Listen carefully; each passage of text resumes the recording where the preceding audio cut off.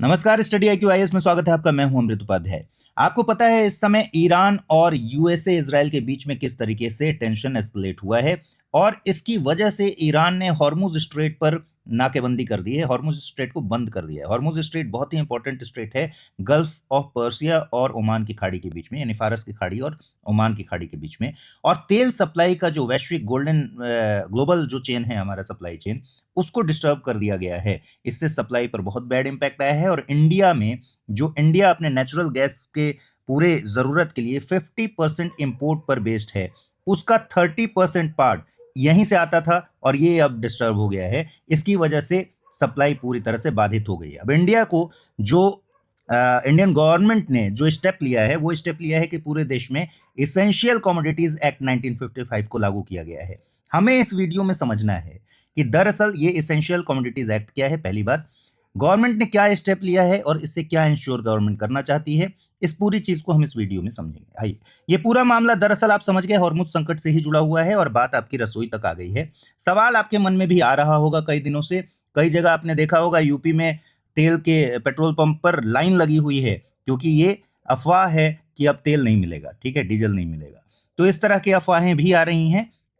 ऐसी स्थिति में क्या होता है? ऐसी स्थिति में दरअसल कालाबाजारी, स्टॉकिंग होने लगती है और उसका परिणाम होगा कालाबाजारी। माल स्टॉक करना शुरू करते हैं। जैसे मुझे पता चल गया कि भाई अब तेल नहीं मिलेगा, या पता चला गैस नहीं मिलेगा, तो जरूरत से ज्यादा गैस को स्टॉक किया जा सकता है एक जो कंजम्पशन यूनिट के द्वारा। ऐसी स्थिति में ये मार्केट में सप्लाई ऑलरेडी कम है, अगर ये स्टॉक हो गया तो ऑब्वियसली क्राइसिस होगा तो ये महंगे दामों पर बिकने लगेगा मार्केट में। इसी से निपटने के लिए पहले ही इसेंशियल कमोडिटीज एक्ट को लागू किया गया है। आइए अब इस पूरे चीज को समझते हैं। ये है हॉर्मुज स्ट्रेट, फारस की खाड़ी एक तरफ है, दूसरी तरफ ओमान की खाड़ी है। सप्लाई यहां से ही होता है। भारत पर मैंने जैसा बताया कि 30% का इंपैक्ट आया हुआ है और ये ईरान से बिल्कुल लगा हुआ है। तो भारत की जो 10 दिनों से आवाजाही यहां से ठप है, सप्लाई 10 दिनों से पिछले लगभग ठप है। तो ईरान की चेतावनी और व्यापारिक जहाजों पर हमलों के कारण हॉर्मुज स्ट्रेट से समुद्री यातायात पूरी तरह से रुक गया है और सप्लाई चेन ब्रेकडाउन हो गया है। भारत की अगर बात समझें कि भारत की स्थिति क्या है, तो कुल गैस खपत जो हमारी है उसमें 50% पार्ट जो LNG का पार्ट है, वो 50% इंपोर्ट बेस्ड है और इसका 30% हिस्सा हमारा ब्लॉक हो गया है। हम ज्यादातर डिपेंडेंट है कतर और यूएई पर, और अगर आप पोजीशन को समझेंगे तो कतर और यूएई दोनों ही यही हैं। तो हमारा ये वाला हिस्सा ब्लॉक हो गया 30%। बाकी के लिए अन्य मार्ग से हम लेते हैं सप्लाई, ठीक है। तो भारत अपनी आधी प्राकृतिक गैस के लिए LNG इंपोर्ट पर निर्भर है। इनमें से 50% से अधिक आयात हमारा कतर और यूएई से, इसी मार्ग के जरिए, हॉर्मुज के जरिए। तो इस चोक पॉइंट के बंद होने से लगभग 1/3 हिस्सा हमारा खतरे में पड़ गया है सप्लाई का, ठीक। अब इंडिया ने क्या किया है? इंडिया ने प्रायोरिटी वॉल्व लागू किया, प्रायोरिटीज डिसाइड कर दी, 6 कैटेगरीज बना दी, ठीक है। प्रायोरिटी 1, प्रायोरिटी 2, इस तरीके से बना दिया। आपूर्ति में भारी कमी को देखते हुए भारत सरकार ने आवश्यक वस्तु अधिनियम लागू कर दिया है और सीमित प्राकृतिक गैस को उन क्षेत्रों की तरफ मोड़ने का आदेश दिया है जहां सबसे ज्यादा जरूरत है। आवंटन का आधार क्या रखा गया है कि जो पिछले 6 महीने का आपका ट्रैक रिकॉर्ड है कंजम्पशन का, उसका एवरेज गैस खपत के आधार पर आपको गैस की सप्लाई मिलेगी। वो कौन कौन से सेक्टर हैं? देखिए, सबसे ज्यादा जो इंपॉर्टेंट कैटेगरी है वो है आम नागरिकों को दिक्कत नहीं होनी चाहिए। तो अगर यह अफवाह फैल रही है कि रसोई गैस अब नहीं मिलेगा या फिर CNG अब नहीं भरा सकते, तो बिल्कुल निश्चिंत रहिए। ये प्रायोरिटी जो है सबसे ज्यादा, उसमें 100% सप्लाई है इस समय PNG, यानी प्रेशराइज्ड जो नेचुरल गैस है, घरों में जो PNG पाइप्स के जरिए पहुंचते हैं नेचुरल गैस, उनकी सप्लाई 100% रहेगी। LPG जो कि गैस सिलेंडर जानते हैं आप, लिक्विड पेट्रोलियम गैस, वो भी पूरी क्षमता के साथ चालू रहेगा, सिलेंडर की कमी नहीं होगी। और वाहनों का ईंधन कंप्रेस्ड नेचुरल गैस जो है CNG, वो भी 100% की आपूर्ति होगी। तो ये कैटेगरी जो है इसमें तो 100% सप्लाई है, इसलिए निश्चिंत रहने की जरूरत है कि आम लोगों के कंजम्पशन पर असर नहीं पड़ेगा। अब अलग अलग कैटेगरीज हैं, ये काट दीजिए स्वर्ण कांस्य। कैटेगरी 1 जो जैसा मैंने बताया, PNG घरेलू रसोई हो गया, CNG LPG भी घरेलू रसोई है, इन सब में 100% की आपूर्ति होगी। कैटेगरी 2 है जिसमें फर्टिलाइजर्स के जो संयंत्र हैं उनको 70% आपूर्ति की जाएगी। ध्यान रखिए, ये सारे में ही पिछले 6 महीने के कंजम्पशन को देखा जाएगा और उसका एवरेज दिया जाएगा, ठीक है। उसके एवरेज के बेस पर ये 70% और 100% डिसाइड होगा।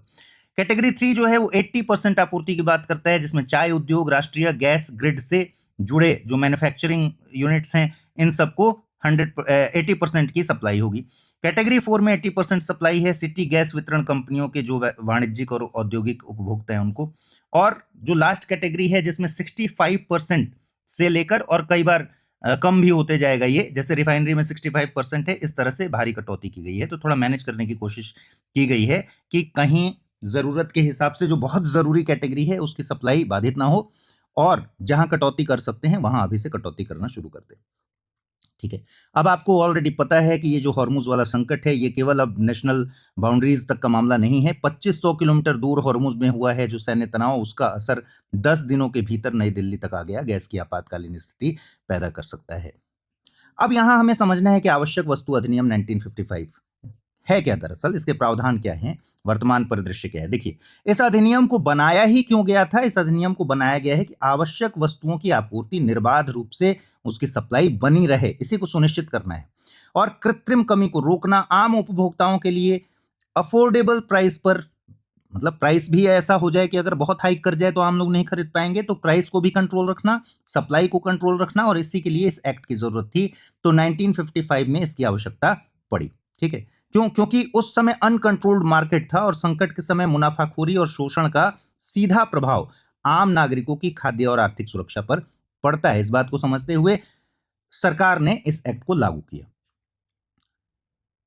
इसमें जैसे दवाएं, उर्वरक, खाद्य पदार्थ और खाद्य तेल, पेट्रोलियम उत्पाद, कच्चा जूट, बीज, ये सब दरअसल इसेंशियल कमोडिटीज के लिस्ट में शामिल है। सरकार जब चाहे इनकी सप्लाई को नियंत्रित करने के लिए कदम उठा सकती है। जैसे अभी हम देख रहे हैं पेट्रोलियम उत्पादों में सप्लाई को नियंत्रित करने के लिए, या इंपोर्ट को नियंत्रित करने के लिए, या स्टॉक कितना किया जा सकता है, कितना नहीं किया जा सकता है, इन सब को कंट्रोल किया जा सकता है, प्राइस को कंट्रोल किया जा सकता है, और इसीलिए ये एक्ट काम करता है। तो अधिनियम की अनुसूची में वो सारी वस्तुएं दरअसल शामिल हैं जो सार्वजनिक जीवन और आर्थिक स्थिरता के लिए बहुत ज्यादा महत्वपूर्ण होते हैं। अब इस एक्ट के जो सेक्शन 3 की शक्तियां हैं वो केंद्र सरकार को ये शक्ति प्रदान करती है कि संकट के समय बाजार को कैसे स्थिर करें, और इसके लिए उसके पास व्यापक अधिकार प्रदान किया गया है। जैसे मैंने बताया कि भाई मूल्य नियंत्रण सरकार द्वारा किया जा सकता है, इन्फ्लेशन को रोकने के लिए वस्तुओं के विक्रय मूल्य को भी तय किया जा सकता है, स्टॉक की एक सीमा बताई जा सकती है कि भाई इससे ज्यादा आप स्टॉक नहीं कर सकते किसी भी सामान को, ठीक है, वस्तु को। वितरण को भी नियंत्रित किया जा सकता है कि उपभोक्ताओं को समान रूप से और डिस्ट्रीब्यूशन सुनिश्चित हो, उचित डिस्ट्रीब्यूशन सुनिश्चित हो, बाजार में फ्लो बना रहे, इसके लिए उत्पादन को भी रेगुलेट किया जा सकता है। ये सारा इस एक्ट के तहत किया जा सकता है, सेक्शन 3 के तहत। इसी तरह केंद्र सरकार कुछ डेलीगेट कर सकते हैं अपना काम राज्य सरकारों को और स्थानीय प्रशासनों को, जैसे बाजार की निगरानी, निरीक्षण, अवैध स्टॉक और वाहनों की जब्ती, सजा और जुर्माना इत्यादि, ये सब किया जा सकता है राज्य की सरकारों के द्वारा भी इस एक्ट के प्रावधानों के तहत। तो इसमें मिनिमम 3 महीने की सजा है और अधिकतम 7 साल तक की सजा हो जाती है अगर इस एक्ट का उल्लंघन किया जाता है। इसलिए एसेंशियल कमोडिटी एक्ट तुरंत ही लागू किया गया है ताकि गैस की आपूर्ति लगातार बनी रहे, कालाबाजारी ना हो, जमाखोरी ना हो, और इसलिए सरकार ने ये कदम उठाया है। आगे देखना होगा कि युद्ध की स्थितियां किस तरीके से बनती बिगड़ती हैं और भारत पर इसका इम्पैक्ट क्या होता है। आप मुझे फॉलो कर सकते हैं, अमृत उपाध्याय 007 इंस्टा पर पता है, अमृत उपाध्याय 007 टेलीग्राम पर पता है। हिंदी में यूपीएससी की तैयारी से संबंधित प्रोग्राम्स को देखने के लिए सब्सक्राइब करें स्टडी IQ IAS हिंदी।